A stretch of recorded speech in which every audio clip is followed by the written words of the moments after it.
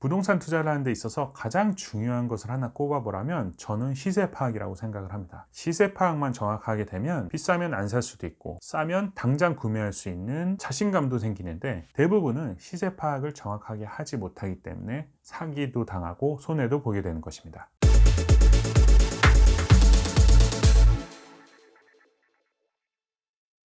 오늘은 부동산의 시세를 파악하는 방법에 대해서 알아보려고 합니다. 대부분 시세 파악하려면 어떻게 많이 하시나요? 일단은 호가, 네이버나 부동산 어플을 통해서 거기에 나와 있는 매물들을 많이 보시게 될 겁니다. 지금 제가 오늘 말씀을 드리는 것은 땅이나 주택도 포함이 되겠지만 대부분 아파트를 생각을 하시겠죠. 그랬을 때 아파트 시세는 포털 사이트나 이런 데 가보면 호가 위주로 보실 테고요. 근데 호가의 단점은 있죠.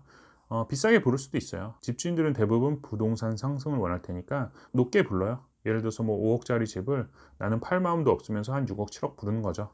그러면 이게 시세로 되는 경우가 많이 있죠. 그리고 그 다음으로 많이 보는 것이 실거래가. 요즘은 KB 시세도 나와 있고 요즘 포털 사이트나 어플 같은 데도 실거래가가 그대로 다 나와 있기 때문에 실거래가를 많이 보시게 될 겁니다. 그래서 실거래가로 파악을 하시는 분들은 주의하셔야 될 게 지인 간 거래, 가장 대표적인 게 증여 같은 게 있을 수 있겠죠.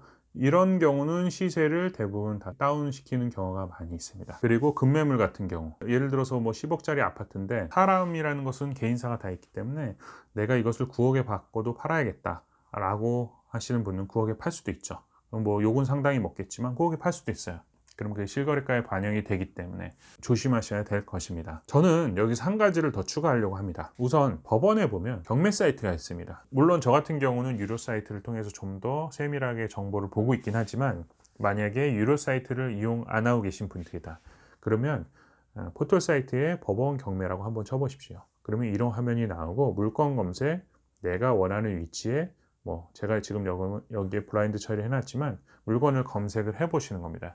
그러면 뭐 땅이든 도로든 아파트든 주택이든 각양각색의 경매 물건들이 있습니다. 잘 나오지 않는 물건 같은 경우는 당장은 없을 수 있겠지만 과거의 이력들을 쭉 보시면 그 가격이 나와 있습니다. 그래서 제가 오늘 마지막으로 말씀드리고자 하는 부분은 그 부분입니다. 그 화면을 쭉 내려가다 보면 인근 매각 물건 사례라는 걸 볼 수 있습니다. 그래서 매각 통계도 나와 있고요. 매각 물건의 가격들을 이런 식으로 쫙 볼 수 있습니다. 이거는 매각 통계고요.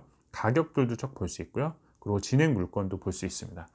이게 별거 아닌 것 같아도 또한 호가나 실거래 거보다 좀 더 정확한 가격을 산정해 볼 수 있는데, 왜 그러냐면 아무래도 법원 경매라는 것은 우리가 일반적으로 거래하시는 분들보다는 조금 더 고수인 분들이 와서 그것을 경매로 낙찰받아 가기 때문에 그 낙찰받은 가격에 뭐 평균적으로는, 물론 경우에 따라 뭐 더 높거나 낮을 수도 있지만 평균적으로는 한 10%나 20% 정도 높은 가격이 일반적으로 매매가 되는 가격이라고 볼 수도 있습니다. 여기서 재미있는 것은 예를 들어서 감정가가 5억짜리 아파트인데 낙찰가가 7억, 8억을 넘어갔다 라고 하면 그 지역에 상당한 호재가 있을 수도 있다. 우리가 일반적으로는 알지 못하는 부동산 고수들, 즉 경매하시는 분들이 알고 있는 호재가 있을 수도 있다 라고 생각을 할 수도 있고요. 경매에서 감정가는 1년 전의 가격이기 때문에 그 1년 내에 어떠한 이벤트들을 확인해 볼 수 있는 중요한 요소가 되기도 합니다.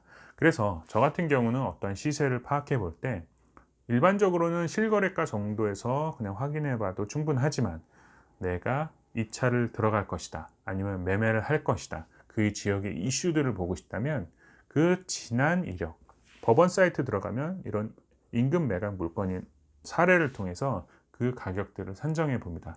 그러면 아무래도 좀 더 전문적이 될 수밖에 없습니다. 그런데 주의하셔야 될 점도 있습니다.